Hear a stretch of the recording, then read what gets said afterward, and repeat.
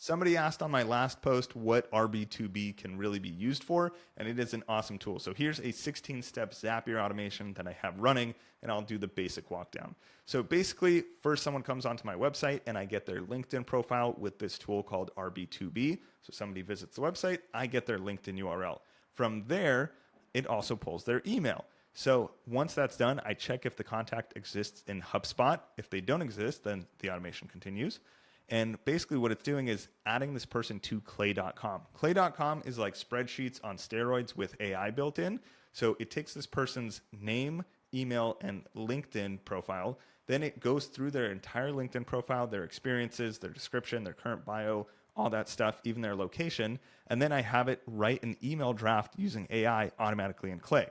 From there, based on their industry, I have it add a custom link to my website for different offerings that I have.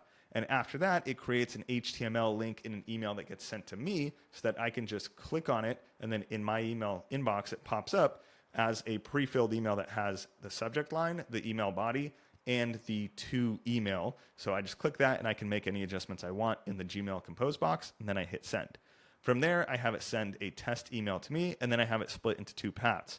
So if it already exists in HubSpot, then it will add it to a spreadsheet with the HubSpot most recent contacted time listed. If it does not already exist in HubSpot, then it goes to the same Google spreadsheet, but just doesn't add the HubSpot stuff. And so this is a really simple setup that I have going on where basically a person comes to my website, I get their info based on their LinkedIn, then I have clay.com write an AI email to that person that's in my style, comes to my inbox where I can just click send, make any adjustments I want, and then that email goes out to this new person. So it seems like a super warm email, but really it was 95% automated.